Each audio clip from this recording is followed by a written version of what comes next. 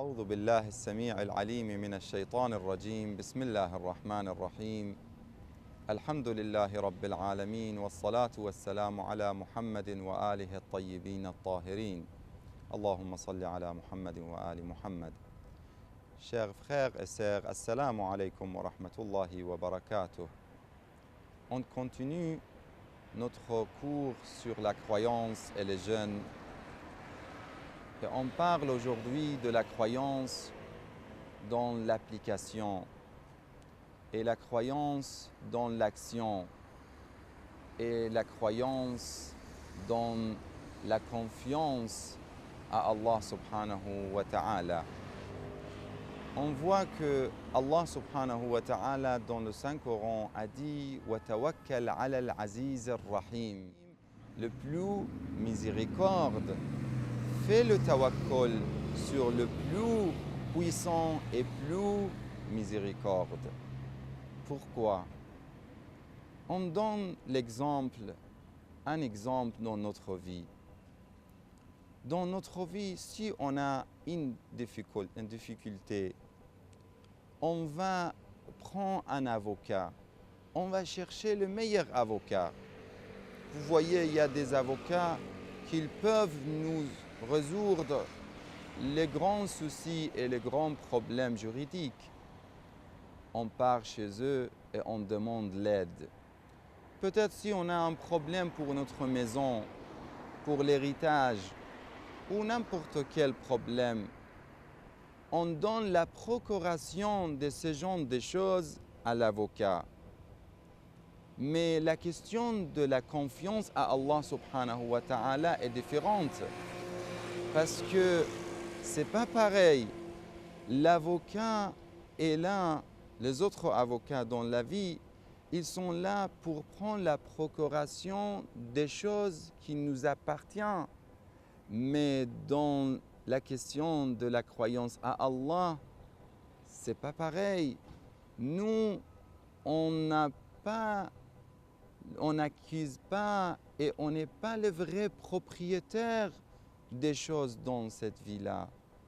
Dans cette vie-là, on a les choses-là dans les mains, mais dans la vérité, ce sont pour Allah subhanahu wa ta'ala. Et c'est pour ça que la vraie confiance à Allah subhanahu wa ta'ala et le vrai tawakkul à Allah, c'est de savoir que les choses et toutes les choses sont dans les mains d'Allah subhanahu wa ta'ala.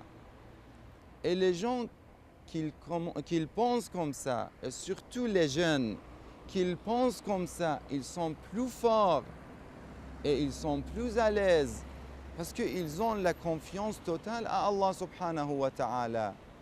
Quoi que arrive dans cette vie-là, ce n'est pas important.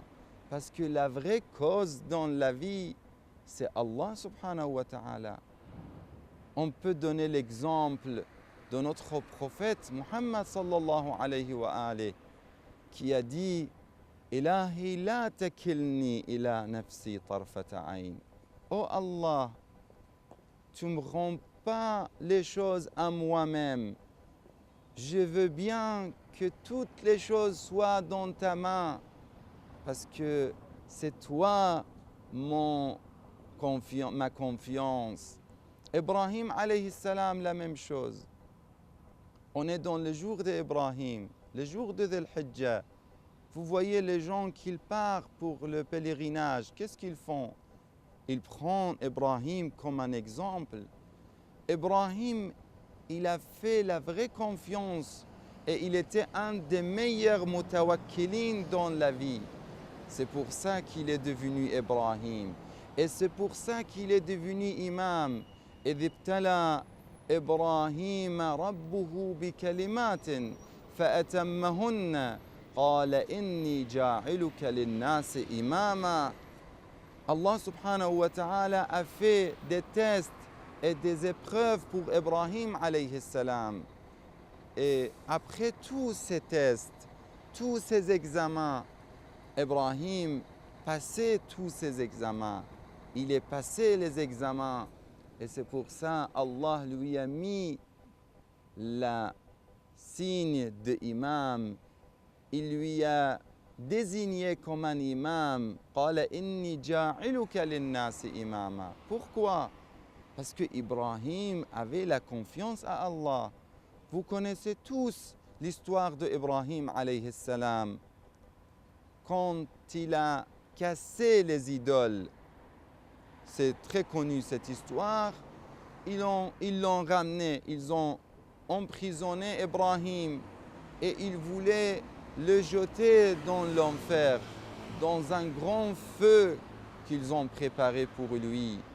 Ils l'ont lancé dans le feu et dans le chemin.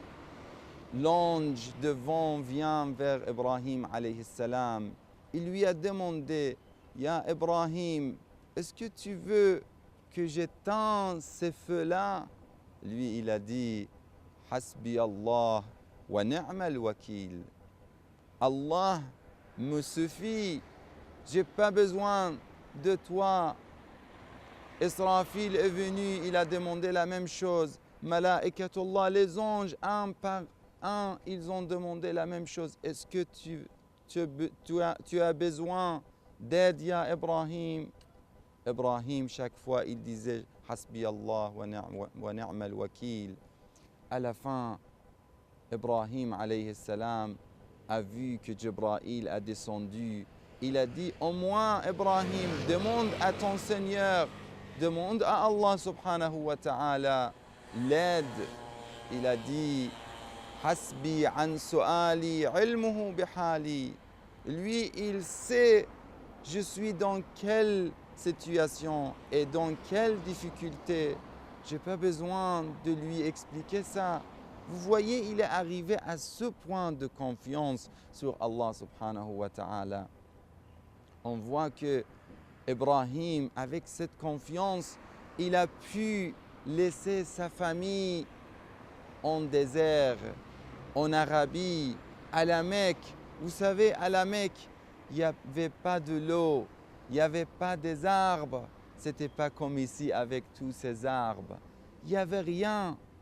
Mais c'était bien sûr une terre bénie, une terre qui était faite et qui était créée. Et la première maison dans la terre, c'était de là-bas.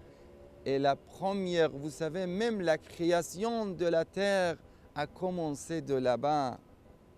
On l'appelle Dahwul Ard. La création de la terre a commencé de Mecca et de Kaaba. Et vous voyez que lui, il est arrivé avec sa femme Hajar. Il est arrivé avec son fils Ismaïl. Il était un petit bébé innocent. Il a dit à sa femme, je vais vous laisser ici.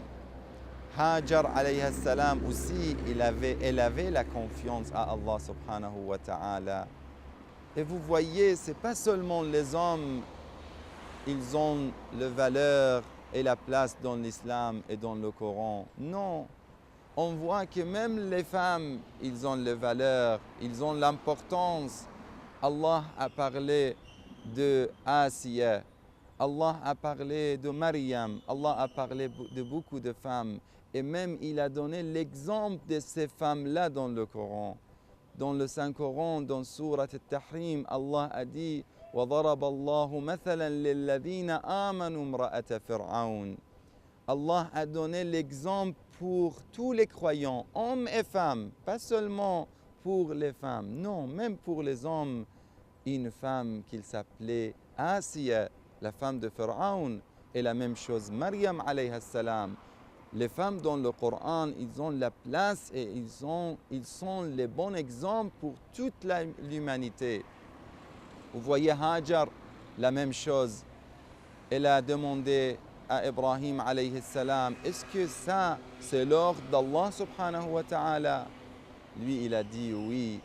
Elle a dit si c'est comme ça, j'accepte avec tout le plaisir.